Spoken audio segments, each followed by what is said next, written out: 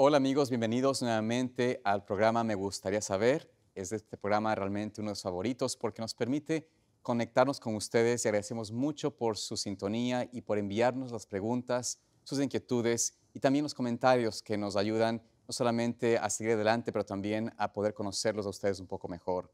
Tengo el privilegio de estar junto al pastor Esteban Bor. Pastor, bienvenido al programa. Qué placer estar con usted aquí. Gracias, pastor. Siempre es un placer trabajar en este programa porque nos educa a nosotros, Amén. porque tenemos que investigar.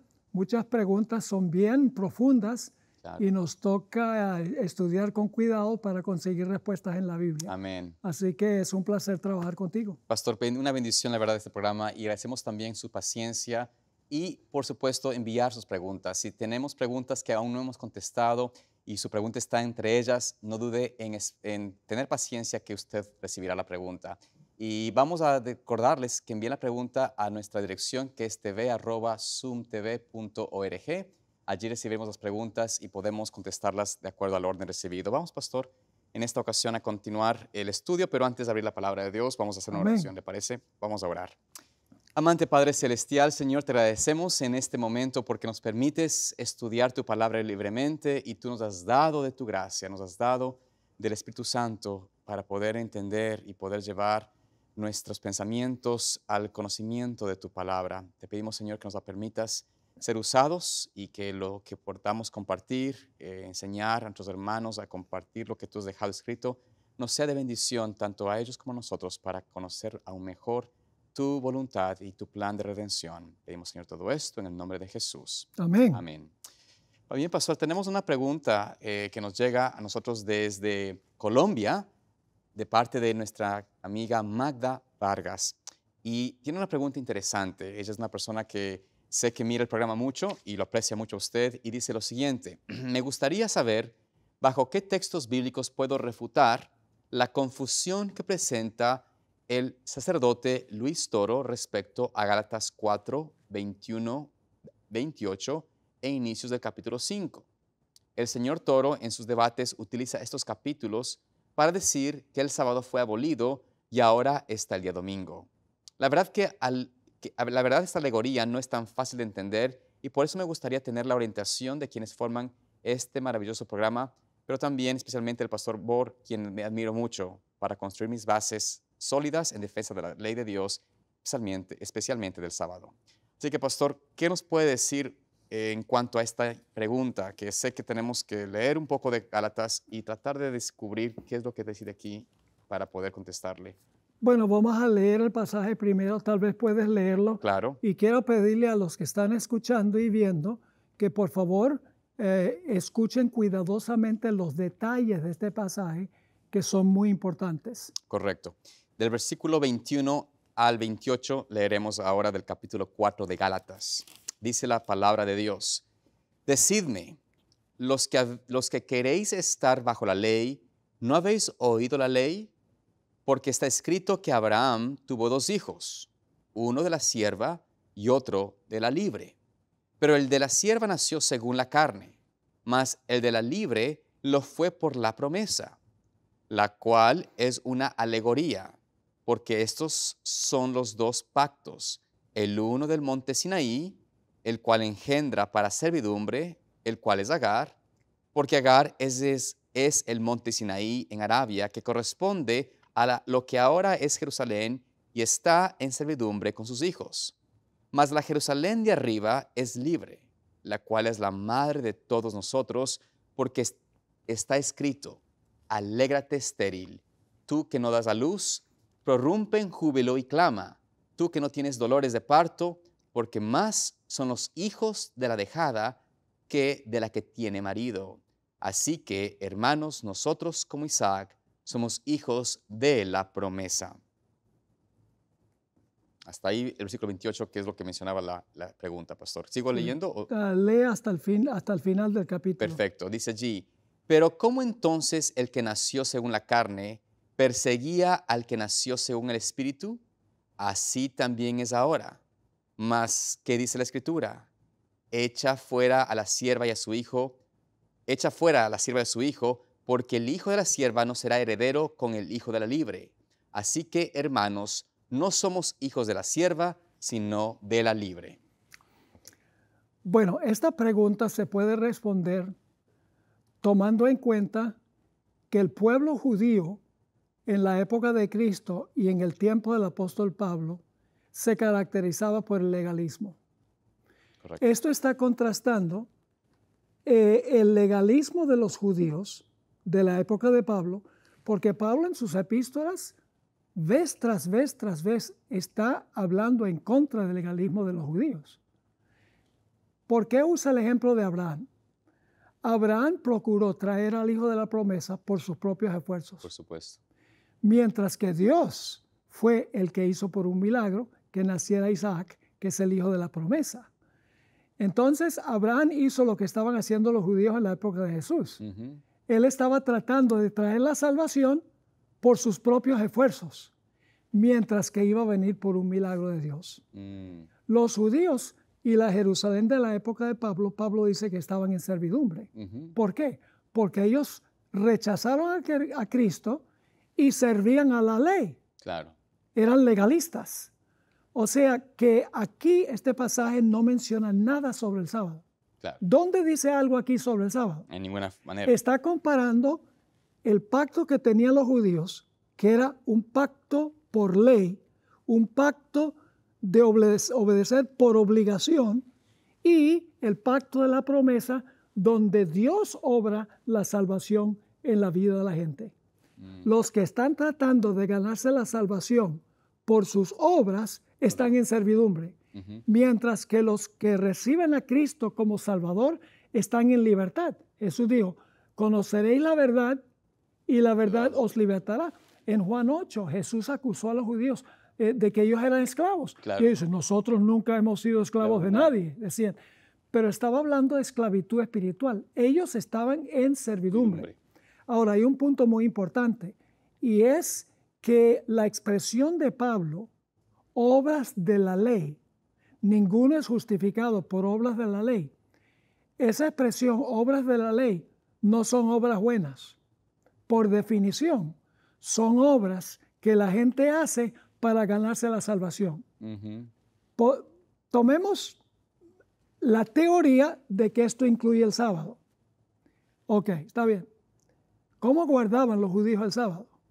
Era una carga. ¿Por amor a Jesús? No. ¿Porque era el creador y el redentor? No, lo hacían para ganar méritos. Correcto.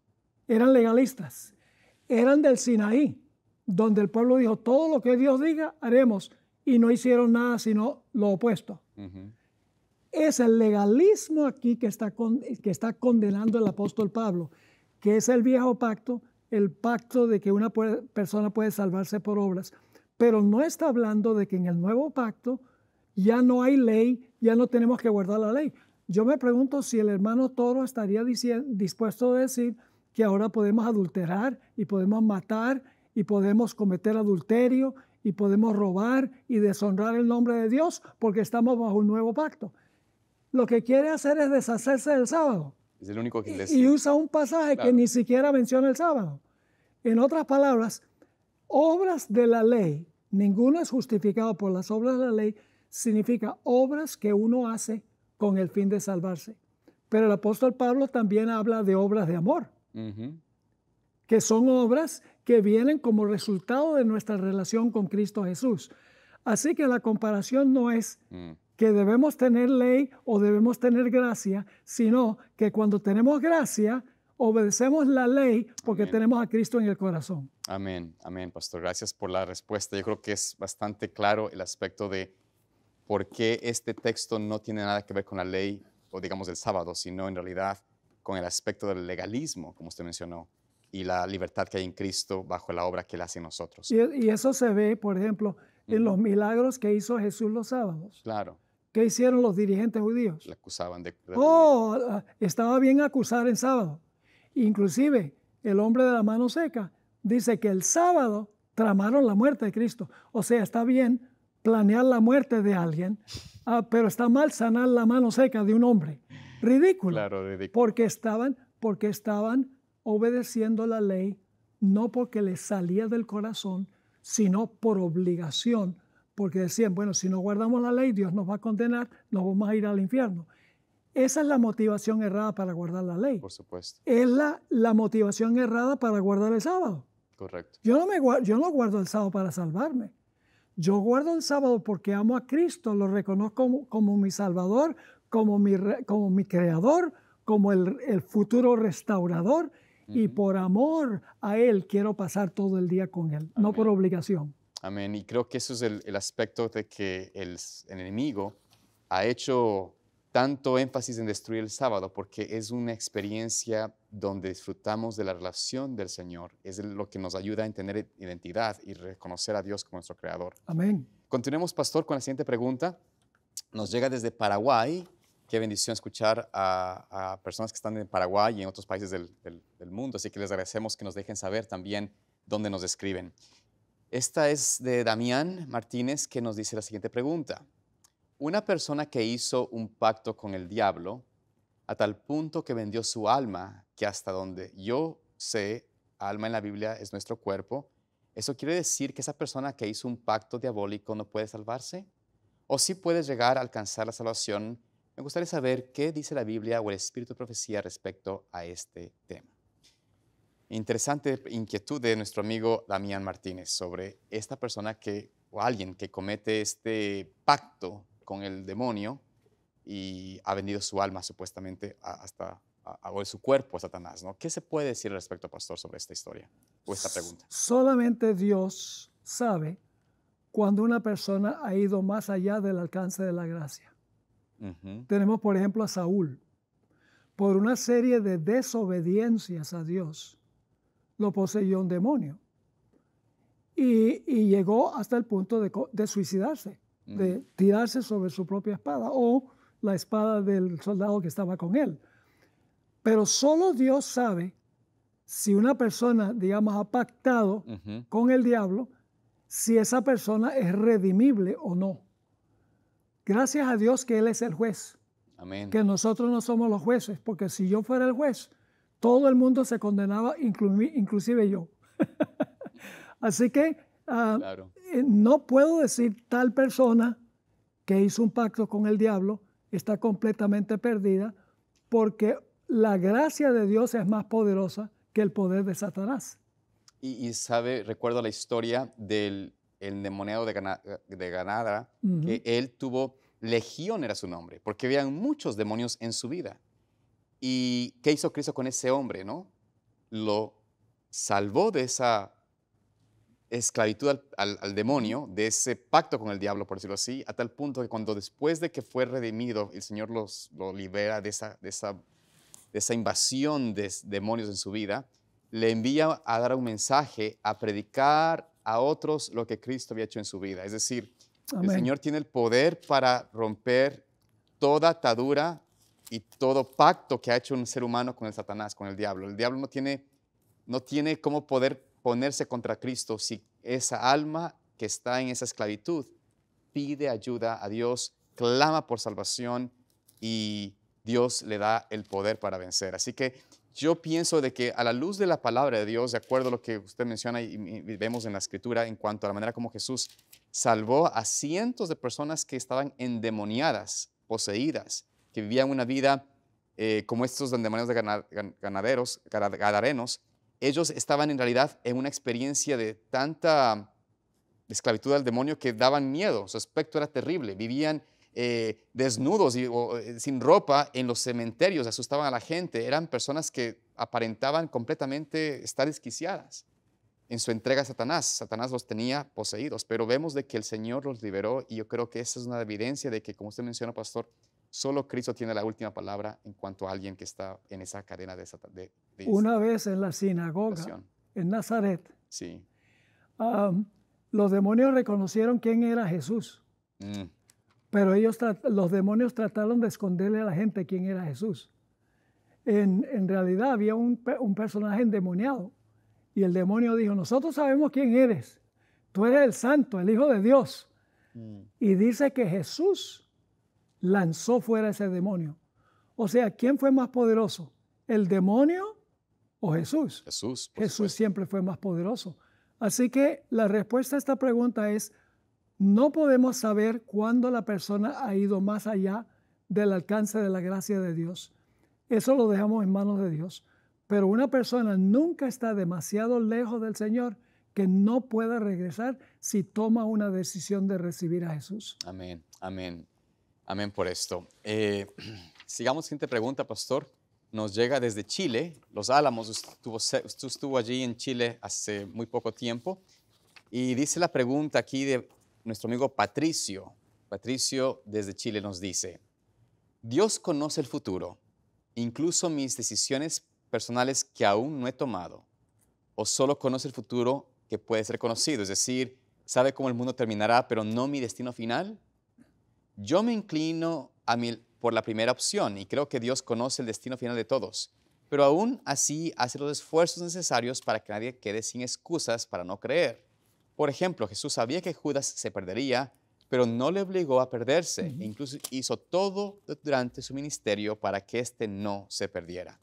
Así que esta pregunta es interesante y creo que tiene una pregunta que quizás muchas personas también se han hecho, ¿no? ¿Será que el Señor conoce mi futuro específico o solamente el futuro en general? Pero, pastor, creo que usted tiene una respuesta clara sobre este tema.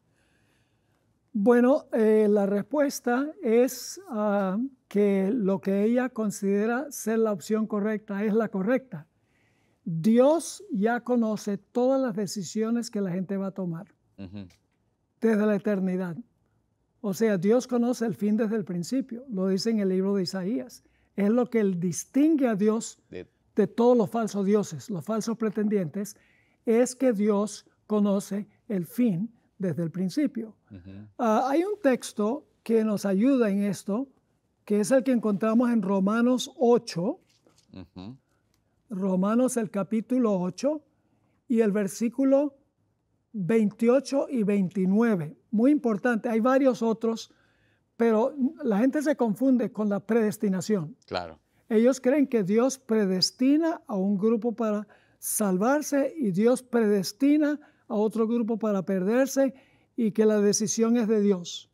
Pero no, Dios conoce la decisión que cada uno va a tomar, pero Dios no es el que decide. Aquí está claro eso. El versículo 28, un versículo muy bien conocido, sabemos que a los que aman a Dios, todas las cosas les ayudan a bien. Eso es a los que conforme a su propósito son llamados. Ahora viene el versículo clave. Porque a los que antes conoció, también predestinó. ¿Qué es la predestinación? La predestinación es que Dios sabe quién va a escoger salvarse y los predestina para la salvación conociendo cuál va a ser la elección de ellos. Correcto. Pero la elección no es de Dios. Así que dice, porque a los que antes conoció, la palabra proginosko, que en griego significa conocer algo de antemano. Correcto. Así que se podría decir, porque a los que Dios conoció de antemano, también predestinó, para que fuesen hechos conforme a la imagen de su Hijo, para que Él sea el primogénito entre muchos hermanos. Y luego dice, y a los que predestinó, que según el contexto los predestinó porque antes los conoció. Correcto. A los que predestinó, dice, a estos también que llamó. Y a los que llamó, justificó. Y a los que justificó, también glorificó. Dios no toma la decisión por la persona. Dios conoce la decisión que va a tomar la persona. Porque si Dios escogiera quién se va a salvar y quién se va a perder, eso sería algo muy arbitrario. No es como Dios, no estaría respetando la libre elección. Así que la doble predestinación no es una doctrina bíblica, convierte a Dios en un monstruo. Claro. Porque Dios le dice a la persona que escogió para perderse, mala suerte, yo te escogí para perderte. Dios no opera de esa manera. No, él tiene esta parte de su manera de ser, es dar la libertad de escoger y que la persona, el ser creado, elija por su propia cuenta qué decisión tomar, en qué dirección va a ir. Y por eso no puede ser visto de esa forma, como que el Dios declara a uno que va a ser de esta manera y al otro de otra manera. En realidad, el Señor respeta esas libertades de elecciones Pero Él conoce, como usted menciona, pastor, de antemano, quién tomará esa decisión sabia y por ende son los que son llamados a ser los que Él predestinó, ¿no? Sí, tal vez podríamos leer un texto del Antiguo Testamento. Correcto. Creo que es Isaías capítulo 49 y los versículos 9 y 10. A ver si puedes leer esos versículos. Dice allí, pastor, para que digas a los presos, salid, y a los que están en tinieblas. No, 46. Perdón, 9 y 46. Ok, 46, 9 y 10. Estaba leyendo 49, 9 y 10. Dice aquí, acordaos de las cosas pasadas desde la antigüedad, porque yo soy Dios y no hay más Dios y nada hay semejante a mí. ¿Por qué razón? Allí viene la respuesta. Que anuncio lo por venir desde el principio y desde la antigüedad lo que aún no era hecho, que digo, mi consejo permanecerá y haré todo lo que quiero. Entonces Dios conoce el fin desde el principio. Esa palabra prognosis, que la forma verbal es prognosco, es muy interesante. Hoy en día usamos una palabra semejante. La palabra prognosis es la palabra pronóstico, de donde sacamos el pronóstico. Pronóstico. Ahora, ¿qué es un pronóstico? Bueno, un pronóstico es, por ejemplo, cuando alguien que nos dice cómo va a ser el tiempo, Claro. pronostica El día. el tiempo. El problema es que él está pronosticando algo a base de conocimiento limitado, ¿verdad? Claro. Porque es la única profesión a donde la gente se equivoca el 50% del tiempo y todavía conserva su trabajo. También un médico pronostica. Hace los exámenes, a base de los exámenes dice, yo pronostico que usted tiene como 6 meses de vida. Está pronosticando a base de conocimiento limitado. Claro. Pero Dios pronostica porque tiene conocimiento infinito. Amén. De todo lo que va a pasar. Eso fue lo que sucedió con Judas. Dios, dicho sea de paso, Judas no se menciona por nombre en el Antiguo Testamento, pero se menciona que alguien no iba a volver a su casa, que otro iba a tomar su oficio. Eso se dice sin el nombre. Pero Dios no dijo, Judas, mala suerte. Sí. Te tocó entregar a Jesús y estás perdido. Lo siento mucho. No, Claro. Dios ya sabía que Judas iba a entregar al Señor Jesucristo y lo pronosticó en los Salmos. Lo mismo sucedió con Jacob y Esaú. Desde que antes que nacieran, Dios le dijo a la mamá, el mayor va a servir al menor. Entonces, ¿será que Dios estaba diciendo, Esaú, lo siento, pero caíste en el lado equivocado de la ecuación? No, por supuesto que no. Dios sabía qué carácter iban a desarrollar Jacob y Esaú, y por eso es que escogió a Jacob y le dio la primogenitura, porque sabía cuál iba a ser la elección de Jacob. La predestinación no es complicada. Los seres humanos lo complican porque toman, por ejemplo, donde dice a los que Dios escogió. Claro. Bueno, Dios los escogió. Sí, pero ¿a base de qué los escogió? A base de que Él sabía qué iban a elegir y por eso los escogió. Correcto. No es complicado. El enemigo no puede, como se dice en inglés, outmaneuver the Lord. O sea, no puede tratar Maniobrar de más que Dios. porque Dios conoce todo. Entonces, Él puede decir con fidelidad cómo va a hacer las cosas porque Él sabe todas las cosas, ¿no? Dios dice Dios sabe cómo contrarrestar los movimientos de Satanás. Correcto. Porque ya conoce todos los movimientos que Satanás puede hacer. Y por esa razón no hay posibilidad de que Satanás gane en esta batalla. Porque Dios puede maniobrar a base de su conocimiento infinito de todas las cosas pasadas, presentes y futuras. Amén, amén, pastor. Bueno, qué fascinante que es poder estudiar la palabra de Dios y les agradecemos a ustedes por permitirnos compartir con ustedes estas respuestas. Estamos estudiando con ustedes y por supuesto les invitamos a continuar estudiando también en sus hogares más de la palabra del Señor para que Dios los guíe, los guarde, los dirija en sus caminos y los lleve al conocimiento de la verdad. Amén. Los bendiga y les guarde y los vemos en un próximo programa aquí de Me Gustaría Saber. Bendiciones.